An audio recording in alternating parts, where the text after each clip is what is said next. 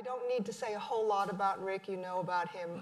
Many James Beard Awards, Chef of the Year, Restaurant of the Year, Humanitarian of the Year, so many awards.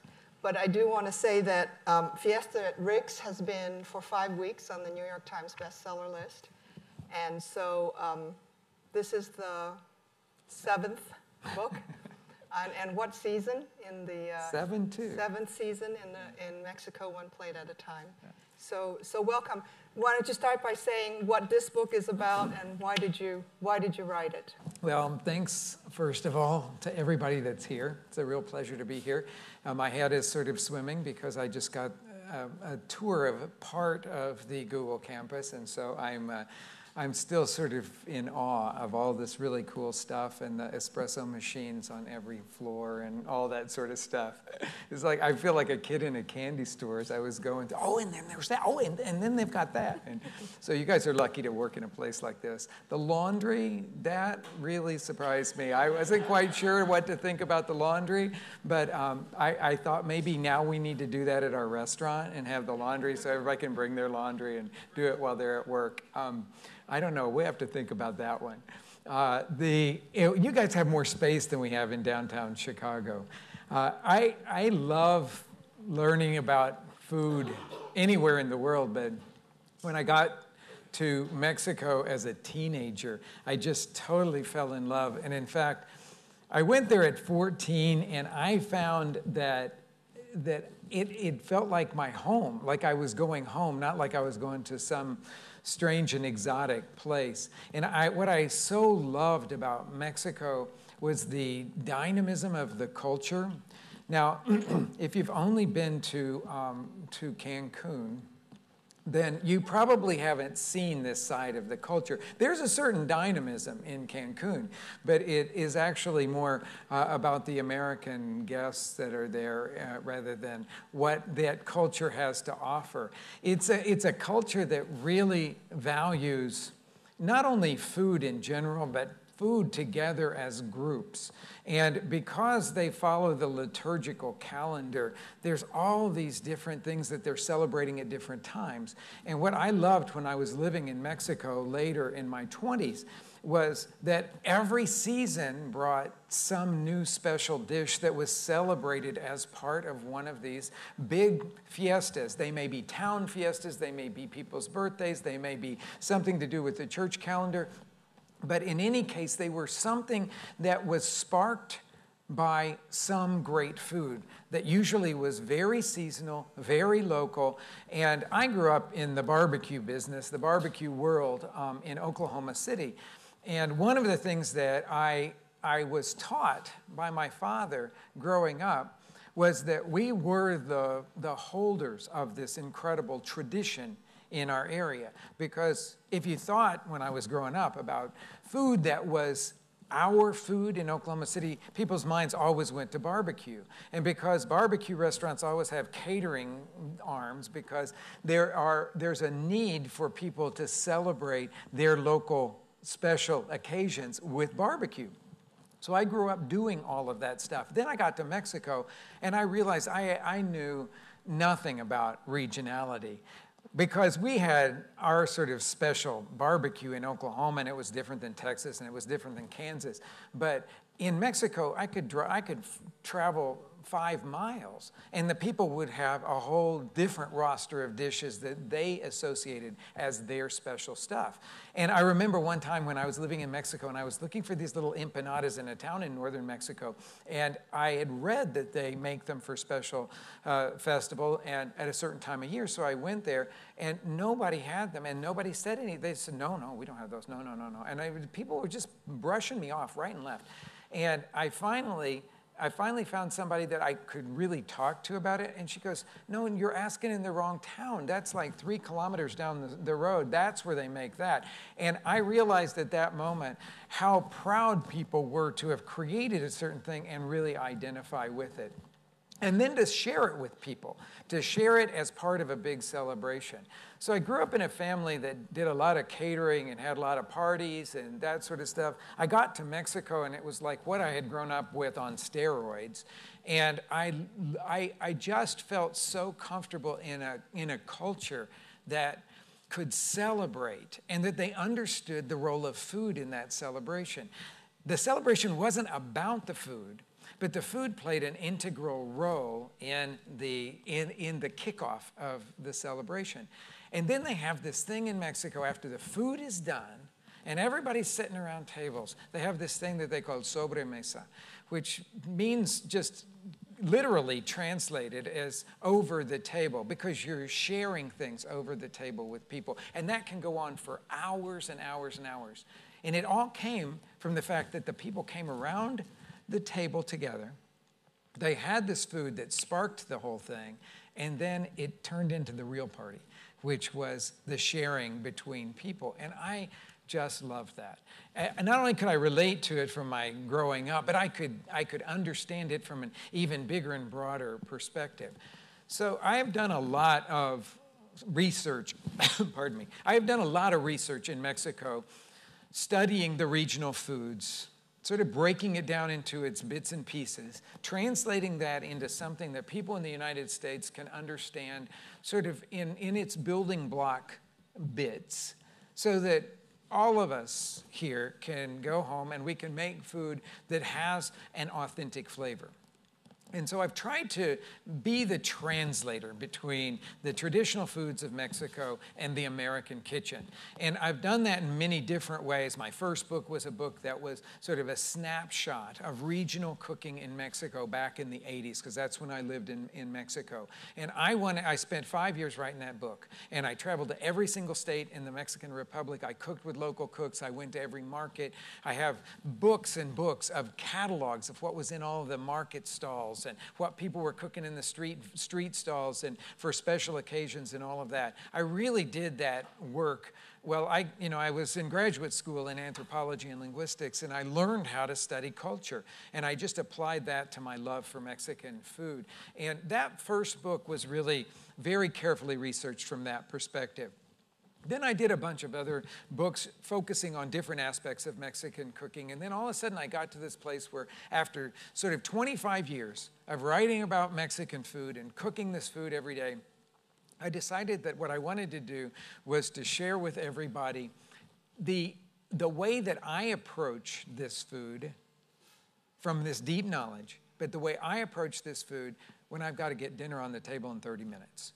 And it wasn't like I was trying to do Mexican fast or Mexican light or anything like that. I was just showing you like what I'd learned from, the Mexican grandmas that got to turn out food for a big family every day. And they know all these shortcuts and they can make this food quickly. So I did a whole book that I just call Mexican Every Day. And it's all simple food, all made from fresh ingredients, no sense of like, oh, well, if you buy this already prepared thing, then it'll take some time off. But no, it's all just like you go to the grocery store. I chose to only work with ingredients that you could get at any well-stocked grocery store. My rule of thumb was if I could make it in 30 minutes, then it was something that would be good for the book. And I wanted to be able to just offer simple, fresh stuff that mostly could become a whole meal. Like maybe dress some greens and have a salad to go with it, but then you got your meal, okay? And because that's kind of the way that I cook a lot of times when I'm cooking for my family at home. And I want to get something fresh and delicious on the table, and it's got to all sort of be cooked in one pot so that I don't have a lot of pots to clean up afterwards. So I did that, and it was super successful.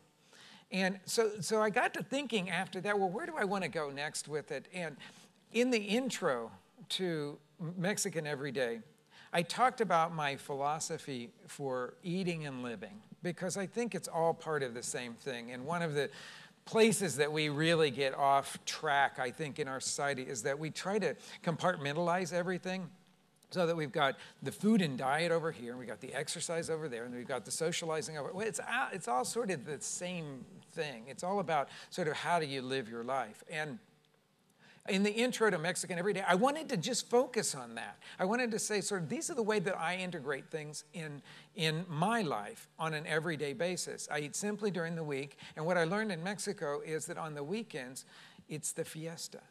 And you eat stuff you would never eat during the week, and you put more time in it, and you sit around the table all afternoon, and you enjoy the people that you care about, and every weekend is a fiesta day, basically. There's some time in that weekend where you bring people together, and there's always some kind of special food that's made for that. Maybe it takes a little more time to make.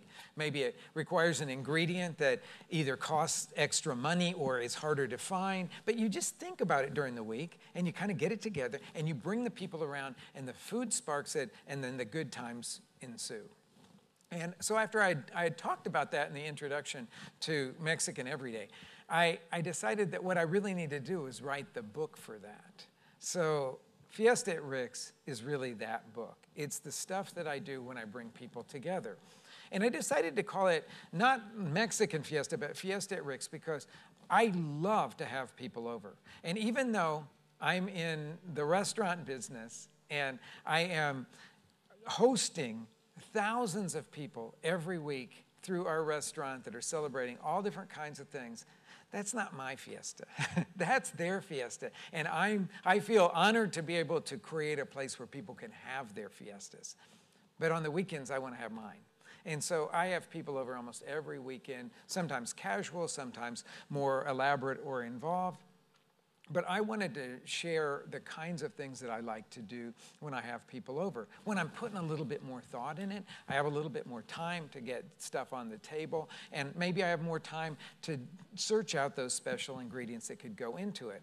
So I decided that I would divide this new book into chapters that are sort of not your normal cookbook chapters, but more the kinds of ways I think of parties. So sometimes, you know, somebody will be coming through town, and I'll say to them, oh, just come over for a drink, you know? So I got to have some food to set out, you know? It's because it's just like I want to put something out. So there's a whole chapter in there on guacamoles and little snack stuff and great drinks, and that sort of is a party. I mean, that can be a party just in and of itself. And then there's another chapter that I like to focus on in the summertime a lot of times, and because it's such a big deal to do seafood cocktails and ceviches and stuff like that, I think they should never be buried. Especially in our country, they should never be buried as like part of a meal, unless you're just really pulling out all the stops. But you focus a whole party around those things. So I have a chapter of that kind of stuff.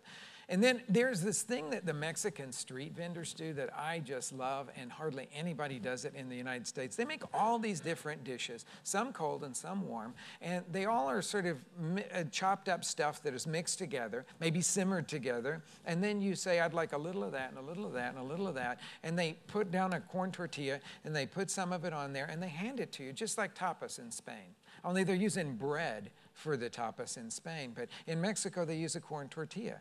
And there's this amazing place in the Condesa section of Mexico City. I did a show there on the last season of the show that we went to. It's called Tacos Ola. And they have about 25 different things in these earthenware cazuelas. And the guys, the taqueros, the guys that are making little tacos, stand behind these 25 earthenware things, and they just give you 1 or 2 tacos out of whatever you choose, from all the cold stuff to the warm stuff. And they do it with great flourish, and it's totally fabulous to go and experience what they call tacos de cazuela. Cazuela referring to the pot that they serve all that stuff in. So I wanted to do that kind of thing. So I did a whole chapter of that because I think it's great party food. Then, of course, a lot of us like to grill when you're going to have people over. I love to grill when I have people over. But the one thing that I think we miss a lot in the United States is that we think of the grill as just quick and fast. You know, it's like you marinate something and you put it on the grill and you're done. But there's some really cool stuff that you can do with your grill as a kind of braising device. So I love to sear the meat and then put it into some kind of pot that I can just push off to the side of the grill and put some other ingredients in there, some liquidy ingredients in there, and let things braise. there, and it picks up the smokiness of the fire, and you've got the sear of the meat that was grilled originally, but you can use cuts that have to simmer and stuff.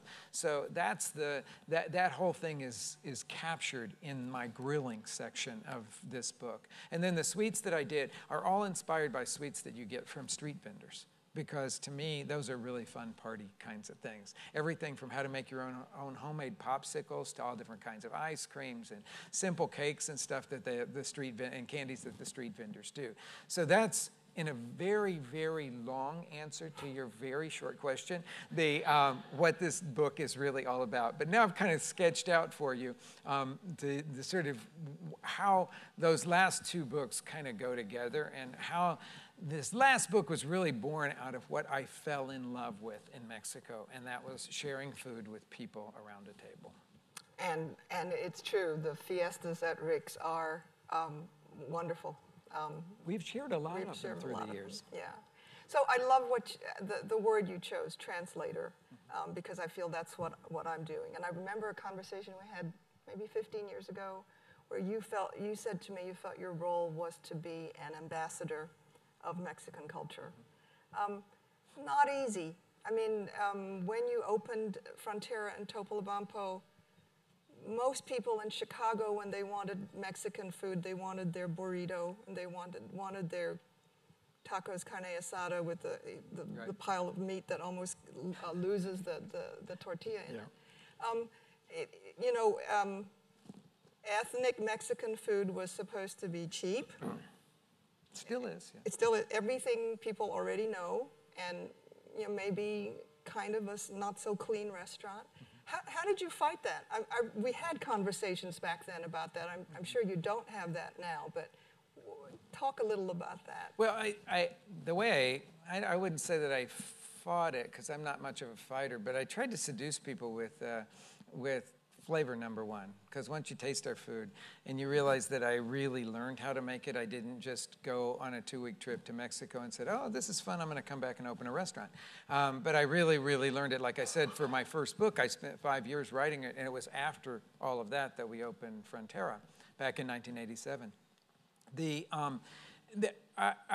I've always said that you always seduce people with flavor first and foremost, that once they've taken a bite of even something that they think they're not going to like, that if you've made it well, then, and I always consider that my challenge as a chef, is that I've got to make it really good so that they'll go, gosh, or this is the common thing, and all the waiters will tell you this in our restaurant, that people go, I don't like Mexican food, but I really love this. And we all laugh about it because what they're eating is really well-prepared Mexican food. But when they say they're not liking Mexican food, probably what they're referring to is that Mexican food that I call Mexican-American food, because it was really developed in the United States. Of course, you guys probably all know this, but almost all of the things that we talk about as Mexican, things like nachos, burritos, fajitas, chimichangas, all that sort of stuff was all developed in the United States. And they don't even recognize that stuff in Mexico.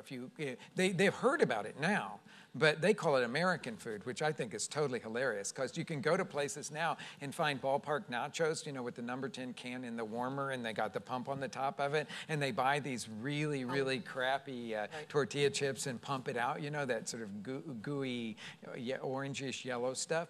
Well, they call that American food, which I think is pretty hilarious, because that's our export to Mexico, is ballpark nachos. But it's when people are usually talking about Mexican food, that's what they're talking about, either loving or not loving, one or the other. And I found that by just offering them what sounded like really good food would usually make them sort of come over into my camp. And then I did a second thing, and that was that I told stories around all the food. And of course, I've been able to do that for a long time now through my books. And when we decided to go back and do more TV shows, I had done some TV work early in my career, even before we opened our restaurant. And then I decided I really wanted to come back to it after we'd been open for about 10 years or so. But I said, I don't want to just stand in a kitchen, a studio kitchen, and tell people what it's like. I want to show them what it's like. So I wanted to make sure that half of every show could be shot in Mexico on location. Then in my sort of translator role, I could bring then back to my home kitchen, and that's where I shoot all the cooking stuff. And I could just show you how to make something that was what I just showed you where it came from. Again, being that translator to show you, you actually can do this. It was made by a street vendor in Mexico, but if you're going to do it in your house, this is what it's going to look like, and I'll step you through each one of the bits of it. But from my perspective, it was never too hard to really get people to come to our restaurant and to enjoy our restaurant. Number one, because I think I did a really good job of training myself to be a good cook. And secondly, because I put a story around everything that just brought it to life. And to me, the stories are what captivate people because it gives them something to really key into. You're not just eating a taco. You're eating a taco that is like the way they make it, the street vendors make it on the wharf in Veracruz. And when you see them do that and they sear that red chili cured pork on a hot rolled steel griddle, and then they make this amazing salsa out of raw tomatillos that they blend with a little bit of cilantro and green chili, and then they throw in a little piece of avocado to kind of make it a little bit creamy, and then they spoon that over that seared. Well, suddenly when you're telling the stories like that, then everybody's mouth is watering, and you could serve them, I guess, sauteed dog food, but they'd think it was the best thing that they've ever eaten because you've gotten their mouths watering for the whole thing. Story is everything. Story is it. And a recipe is really just a very distilled shorthand for saying how to make something that has a whole culture and story behind it. I'm a musician. You're kind of a musician too, but to me, I tell people, when you're looking at a recipe, it's looking like printed notes on a page for music. There's no music there. Well, there's no flavor when you write a recipe. And I'm going to steal this from another very famous chef who said, gave a recipe to a person in the restaurant. And they came back and they said, well, mine didn't taste like yours. And he said, I gave you the recipe. I didn't teach you how to cook.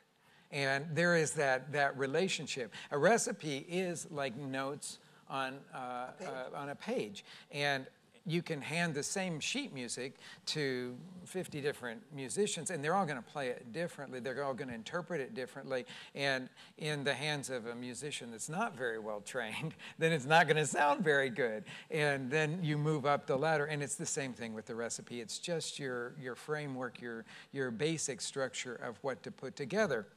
And that's why I've always tried to be really clear in writing a recipe. I don't want it to be too simple.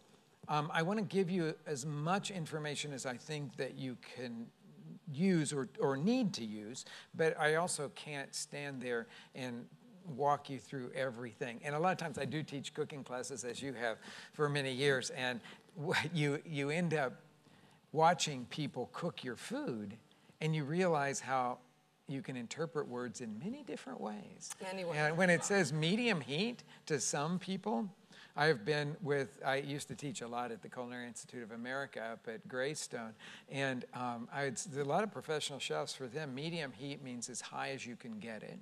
And then I would get some people who were very timid cooks who were just starting out that would be in the class, and for them, medium heat was hardly on. So I know when you're interpreting these things, and some people will say to me, it's like, well, it took me a lot longer to cook that than what you wrote there. And it's like, well, it's probably because your interpretation of medium heat is different than mine. Yeah, it's the cooking, it is the story behind, and it's the taste of the authentic food. So I have to ask the question everybody's going to ask anyway. Okay. What is that? Top Chef Master. Yes. It was the big elephant in the room, was it not? So I remember coming for a special birthday party, yes, and into Chicago, and it was the dinner the night before, and you sat down, you said, I hope it's okay for me to say this is the hardest thing I've ever done. And you were just finished doing it. So tell how you and Hubert and Michael Chiarello laid down the ground rules, how you made it a more civilized reality show, and then what transpired. Short story. Oh gosh, that's like, there's juicy stuff in that one. Okay, so the interesting thing was they had a hard time getting any chefs of note to say yes to doing it, because as you know, that every one of those reality shows, they can throw you under the bus really easy just by the way that they edit things. And their tape, we were shooting 14 cameras almost all the time. So I mean, there's just like stuff they're getting everywhere. And they said, okay, you have to trust us on this. We recognize that you guys have great reputations. That's the reason that you're here. That's the reason we want you here. And we're going to be gentle with you guys. I mean, if you give us something, which I think we all realize that Michael Chiarello gave them a bunch of stuff, especially toward the end, and they just didn't edit that out because he delivered it to them on a silver platter more than once, and so they used that stuff. But if you didn't give it to them, they wouldn't just take snippets of stuff and put it together to make it seem like that you were not the person that you are. And so I really appreciated that, and it really was about cooking, and it really was about people who were at the top of their profession, showing you how they got there, but in the craziest challenges. I mean, it was the hardest thing I've ever done in my life, because you never, well, like every reality show, you know, they wore you out. That's the whole idea, is that they just keep you going all day long. There's never, it's shot all at one time. There's never a day off, and you're just dead, because they usually get back to your hotel at, like, we didn't have to live together, thank goodness. But we got back to our hotel between 11 and 12 every night. A call was usually 6 or 6:30 the next morning, so you never had a full night's sleep. You almost never got a full meal. Sometimes you were just stuffing stuff in your mouth. The kitchen was always at 100 degrees, so you were always working in these really, really hot conditions. And then they would always start and stop and start and stop. They'd say, okay, now we're going to do the challenge. No, we're not going to do the challenge. Okay, no, we're going to do, oh, move over here. We're going to move. So you were always constantly in flux, which is another way that they kind of wear you down in all of that stuff. And then, of course, you know about the reality shows. There's always an open bar. There's always an open bar. There's always booze everywhere you turn, okay? So you are just open to, you know, drink as much as you want and make as big a fool as you out of yourself as you possibly can. But the thing is, with the chefs that they got for the first season of Top Chef Masters, we're all smart enough not to make fools of ourselves. We knew how much that we had to lose, so who wants to lose? So they kept doing this thing. Oh, you know, when we would stand in front of those judges, and they would tell us what they thought of our dishes, and we would go back and forth with them. That took never less than 2 hours. We had to stand on our feet in one spot. And oftentimes it would go toward 3 hours. And then we would have to go back into that kitchen. We'd sit around that table.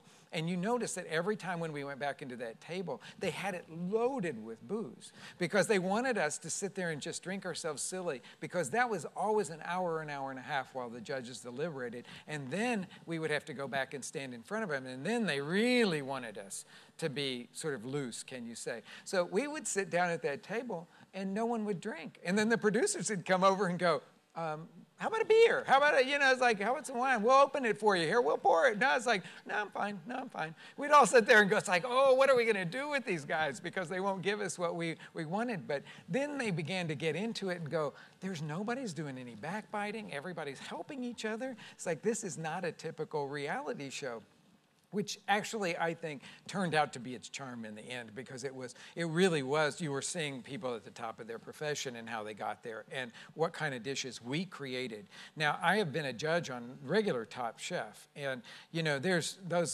young people have nothing to lose. They're just out there trying to make a name for themselves, and some of them are good cooks and some of them aren't good cooks. But a lot of the food, because it's done under such duress, a lot of the food's not very well seasoned, it's not very good. You know, it might look good and you might say, oh, it'd be wonderful to be a judge on Top Chef.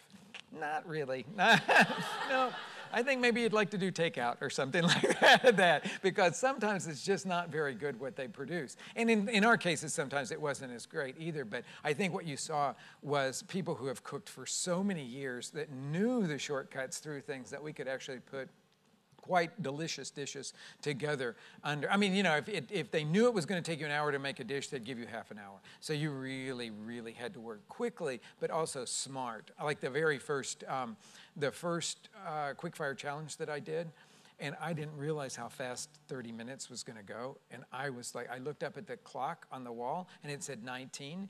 And I didn't know whether that was 19 minutes to go or 19 minutes into a 30-minute thing. And I yelled at the producer and I said, is that 19 minutes to go? She said, no.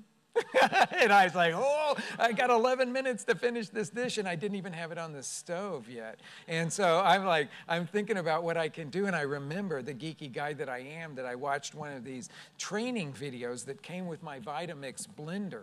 And there was like, yeah, I am one of those geeky guys. So I thought there was somebody on that video that just turned the blender up high, and the friction that the blades caused actually brought it to a simmer. So I'm thinking, that's my only hope in this thing. And I had all these ingredients in this blender jar, and so I just turned it on. It made incredible racket. But there I am, just praying that it's going to get hot in the blender. And you know what? That training video was right, and I did really well. But I realized about 5 minutes into that, there were so many ways that I could look like such a fool on that show, which I think is one of the reasons it was such a really, really hard thing for me to do.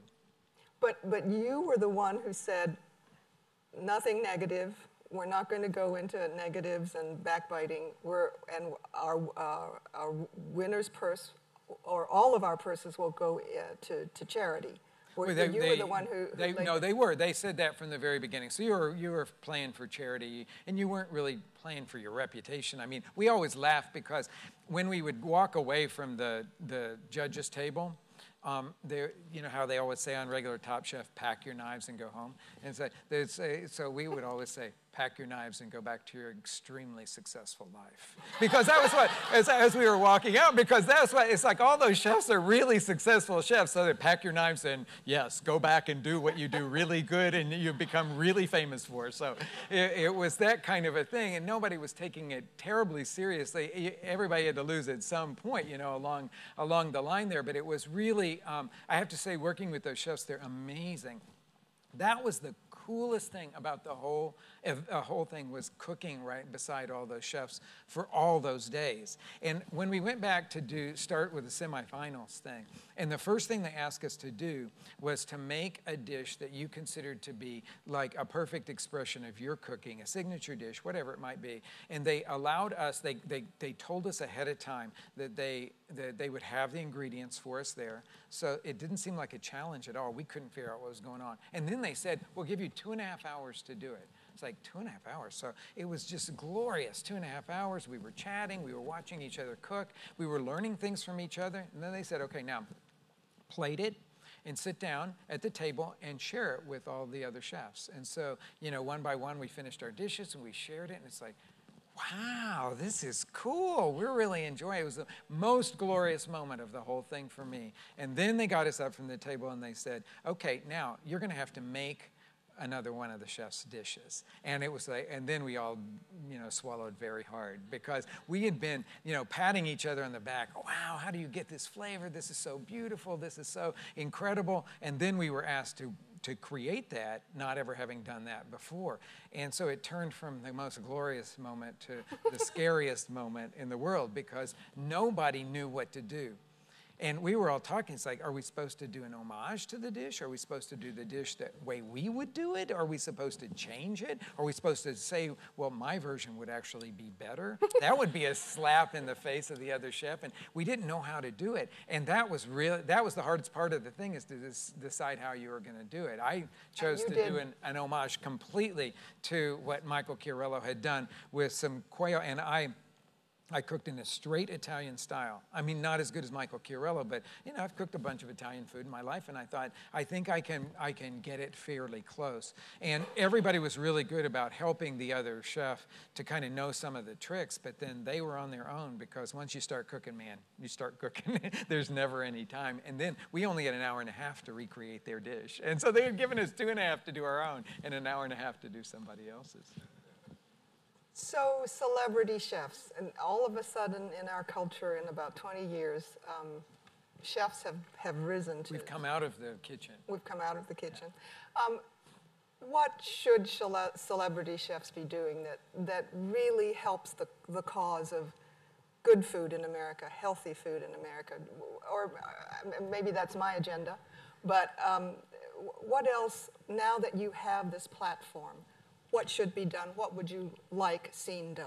Well, the one thing that I always think that we as chefs have the opportunity to do, and you know, I cooked the last state dinner at the White House, and do you know that up until this administration, the chef has never been introduced at the White House at one of these things, okay? They don't even acknowledge that a chef exists. The food comes from the kitchen, and there it is.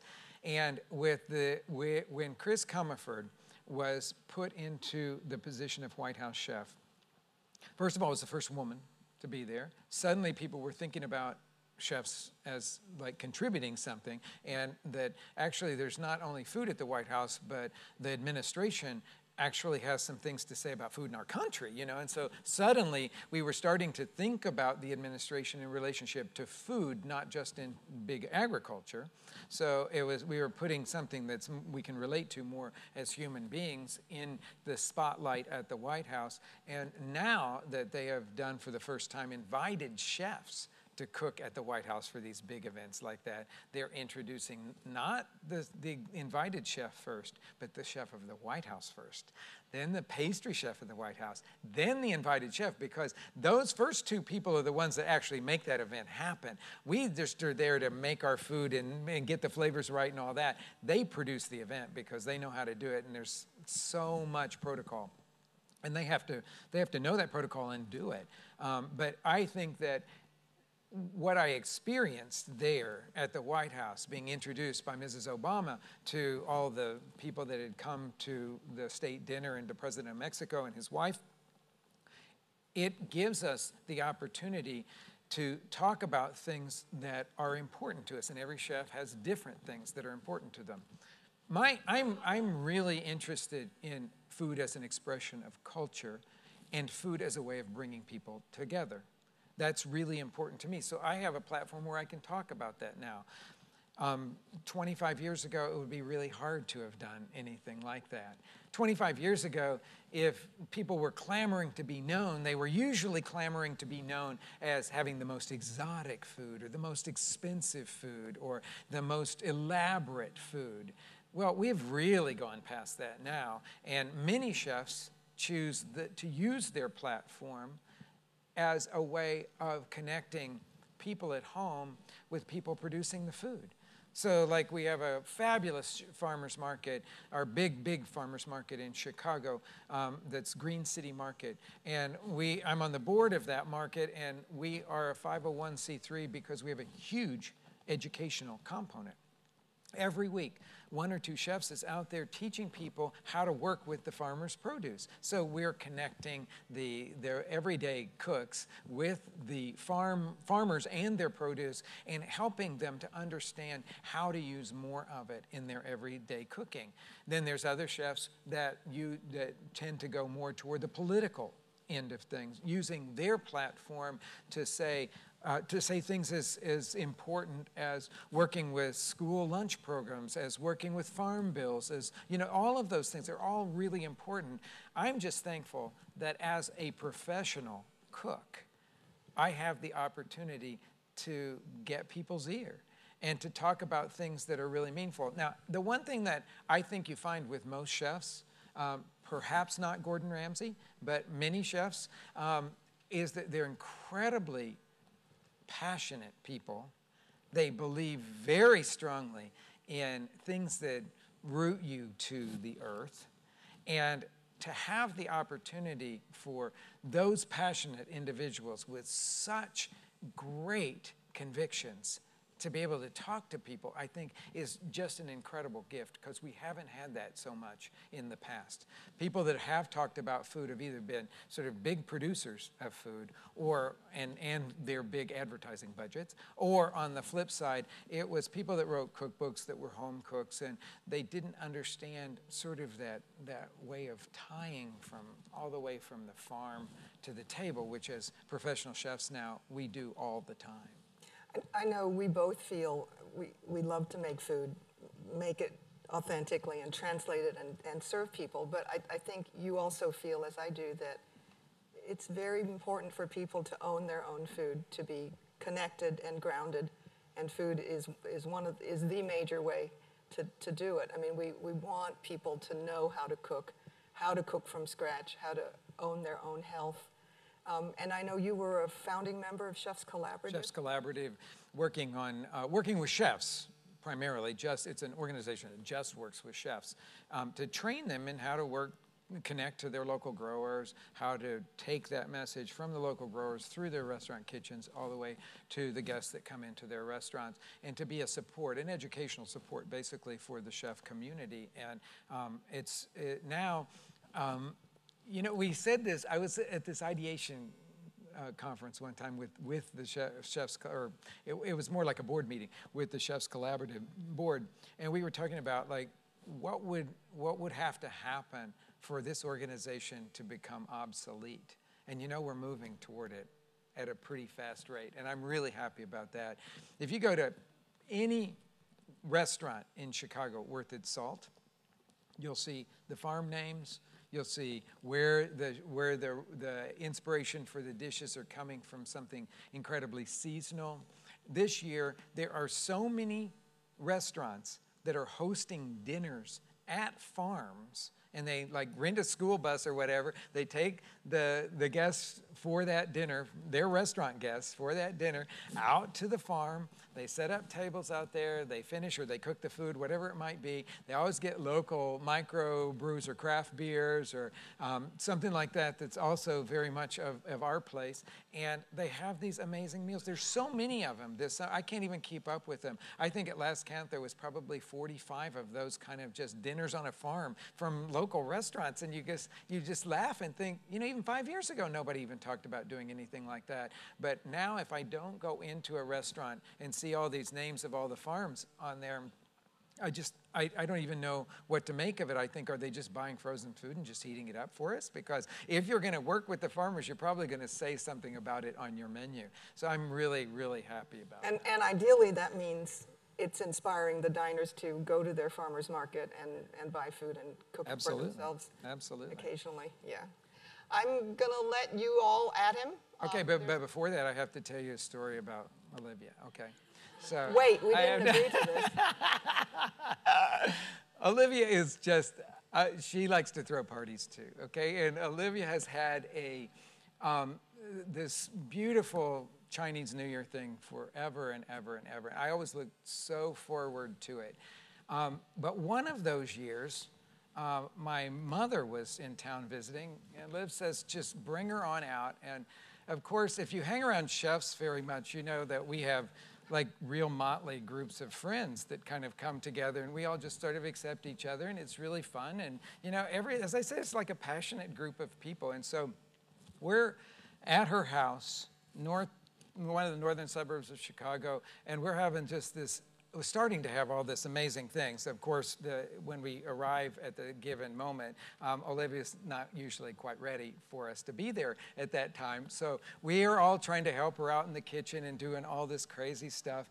And at one moment during most of the meals that we would have there, things would sort of just spin out of control. And my favorite memory ever of having one of these parties at Olivia's house was that we were all singing camp songs at one point, like children's camp songs, and all of a sudden, we're not paying any attention, but we haven't finished our food yet, and all of a sudden I noticed that her dog is eating out of my plate right next to it, and my mother is sitting across from me looking at this thing with great horror, and I think my mother is never going to come back and visit me and my friends again.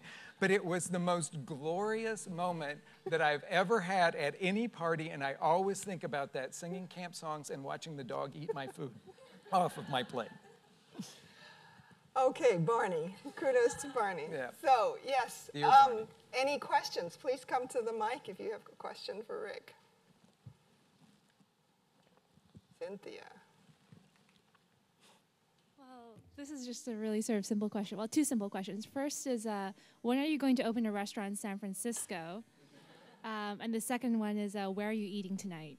Oh, I'm eating at Manresa tonight, and I'm really excited about that. I've never been there, and I've read so much about it, and I'm very excited because I share a lot of the same philosophies with the chef there, and so I'm really excited to see. And we're going to the farm beforehand. And we're going to farm beforehand, so that's going to be really cool. So we'll see where the food comes from. Yeah, the dedicated farmer, biodynamic farmer for David Kinch. So. So that's going to be super cool.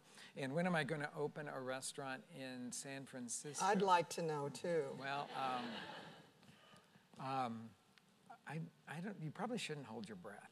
I don't tend to be a person that proliferates easily. So, you know, we opened Frontera Grill in 1987, and then our second restaurant, we opened next door to it in 1989. It took us all the way until last year to take the next storefront over. I said, at this glacial movement, we will all be all the way up to Lincoln Park in about middle of the next century. But we do tend to kind of go slowly through things. But if somebody from San Francisco said, I want to collaborate with you on something, I might think about that. So pass the word around to all your friends. Another question? Now, when I was at the Google campus in Chicago, much, much, much smaller than this one, they were all sitting there posting their questions online and voting them up. Now, I come here and I don't know quite what to do with this live question and answer session. Hi, how's it going? I was wondering how you would like to see the restaurant industry evolve in the next 10 years. I used to work as a cook as a kitchen in New York, and I thought it was really hard to strike a good balance between life and work and health insurance, and I was wondering if you have any thoughts on that. Well, yes, I do. Our restaurants have never been open more than 5 days a week since we started, and that's one of the ways that you do that. I feel like that, you know, we have never spent less of our income on food than at this point in our history. And I think that sort of says because we'll spend money on what we value. Now, in San Francisco, my experience over the last several days is that there's a lot of people out there that are willing to spend a greater portion of their income because they value the food. And I'm really, really happy to see that. We have to turn the tide that people say good food is elitist food, because that's still out there really easily. Even one of the top commentators on National Public Radio about 3 weeks ago said something about the DuPont Circle Farmers Market being the overpriced place for the rich people and when he used the overpriced to refer to the beautiful produce at that market, I was a little taken aback, because actually what they're charging for that is probably the right amount to charge for it, and it's probably the accurate reflection of what it takes to make that beautiful food. So people have to kind of come along with this. But I do think that with the success and the platform of a lot of great chefs that are willing, like our restaurant, to work with the local sources and to pay the right amount of money for it, and then to treat the staff in a way that you're not working 80 hours a week. And, you know, most of our staff, nobody really is there for more than 45 hours a week, which means that, and I always, when I interview people, I always want to ask what they do outside the kitchen, because if they're not only just a kitchen person, they're not going to bring much to us. They're not going to say, oh yeah, well, I was out doing whatever hobby that they do, and it just occurred to me, because that, as you guys know, you get really creative when you suddenly do something completely different and you figure things out. And so I think it's really important to have a balance. And I always think back to sort of the way that a lot of the European kitchens are run, where they're not working, they work long days, but they don't work 7 days a week, and then they get a lot more time off. I think all that's really important. And as the value of food goes up in our culture, I think we'll see a lot of the things that you're talking about and that you reacted to. It's like, yeah, I can't stand it. When we opened our restaurant 23 years ago, I said, I'm in this for life, and I want a balanced life. I want to be able to do something that I can be excited to go to every day, not find it a chore. And the only way we could do that was to be open for 5 days a week. Well, and so enlightened of you. I mean, from the get-go, your staff, there's profit sharing in your restaurant. Rick and Deanne and Lainey take the staff to Mexico every year. Part of the staff, not all 130 of them, but and trips to Japan. I mean, there are rewards, and you know the families of every worker in your. Yeah, we have, I can't tell you right the exact number, but there's 6 or 8 people that have been on our staff for over 20 years, and we have 60% of our staff has been there for over 6 years. It's so against the industry average. It's so not, but it's because I think we offer a kind of balanced place to work, and you don't have to feel like you have to work 80 hours a week and stuff like that. It's hard work, but a lot of people like that kind of work. I love the physicality of it. And, you know, I was headed down an academic path, and I was in graduate school, and all of a sudden I realized I could never do this for very long. I mean, like a lot of people get into the kitchen, they go, I could never do this for my whole life. I had to go back to the kitchen because I couldn't do a desk job for the rest of my life. And I knew that. And all of a sudden, my friends were all graduating and getting, you know, these assistant professor jobs in places I didn't want to live, sitting at desks that I didn't want to have to be my life. And so I realized that what I needed to do is take my love for, and the knowledge that I had gained, you know, in all of my studies, and apply that to the thing I loved, which was Mexico and its food. I got your book, I think, Mexican Every Day. Yes. One of the first cookbooks, and I just want to say it's fantastic. How nice, thank you. My question is, I had a boss once who was Japanese from Japan and working with me, and we would go to sushi, and I one day asked him, what's the thing that you see when you go to sushi restaurants that you see Americans or foreigners do that you just can't understand and you think takes away from the food? And he had an answer. It was drinking Diet Coke with sushi and filling the soy sauce cup up to the brim. Yeah. That it was painful to see. What would you say about Mexican food that you think that Americans do or other people do that you think either detracts from the food or I guess could make it better for Americans, but that sort of might make you or Mexicans sort of skin kind of crawl? Well, it's really interesting because the first thing that comes to my mind when you ask the question is dairy products, because it's all about melted. People will say that to me all the time. Oh, I love Mexican cheese. All that. I mean, Mexican food. I love all that melted cheese. Well, you know, they have almost no melted cheese in the food in Mexico.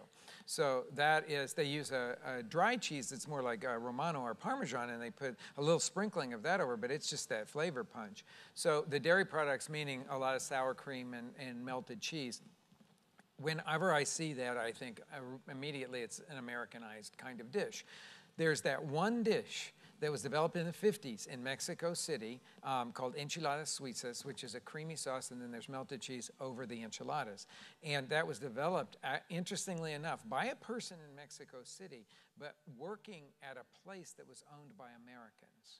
Now, this guy had immigrated there, and he's sort of settled in Mexico City, but you can almost see the relationship between that one dish with the melted cheese and the relationship to the American side of things. But that's it. And in the whole idea of drinking margaritas, I mean, you know, also margaritas were probably developed in Mexico. There's not an exact story, but they were probably developed in Mexico for Americans that wouldn't drink tequila the way that Mexico drinks tequila, and only recently have margaritas taken off in Mexico, only recently. And that came because a lot of the Mexicans went to the resort towns, which are really catering to Americans, and they learned to drink margaritas there. And then they came back and asked their restaurants or whatever where they live to make margaritas for them.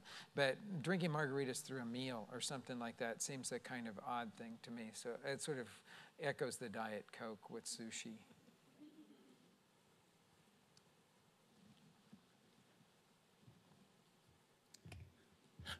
I first want to preface this by thanking you for your contributions to the world of food and the things that you do outside of just the shows and the books, but your contributions to charity and things like that is just amazing.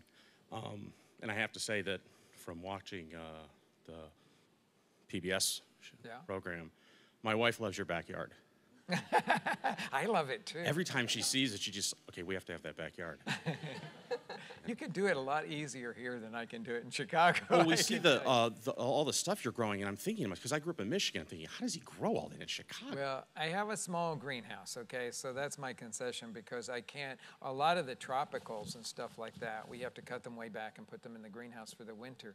But then, oh, that glorious day when we get to empty the greenhouse and let things start growing again and all, I love it. My question's completely silly. It's related to the Top Chef Masters.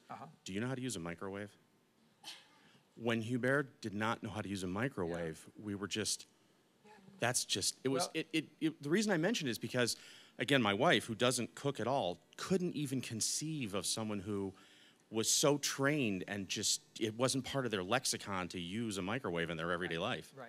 The answer to the question will become obvious when you think about a restaurant kitchen.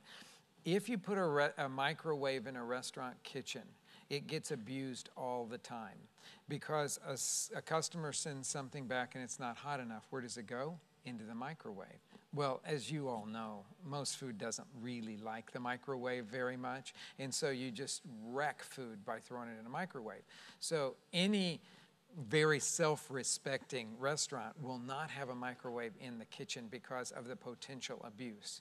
If they have one, they will have one only in the pastry station, and they use it there for melting butter or melting chocolate because it's a good device for doing that. So that's the only place that you will see it. We have no microwaves anywhere near our restaurant kitchen, but we have a test kitchen above where we have a microwave because occasionally we'll test things for books and stuff like that in a microwave, and so we need to have one for that. But I think if it weren't for that, if it weren't for the test kitchen microwave, I would probably have been in Hubert's. But Hubert is not a techno geek at all. It's really hilarious because I had to show him how to use a pressure cooker on one of the things. But remember, this is the guy that got into the shower in the dorm room and rinsed his pasta off. Okay, now that does not, that is one of those moments that you kind of, you go, really? You're going to do, I don't know, there's nothing wrong with it. It's just the whole idea does not make me want to eat that pasta, okay? So we're at 0. Thank you so much. Thank you all. Thank you very much.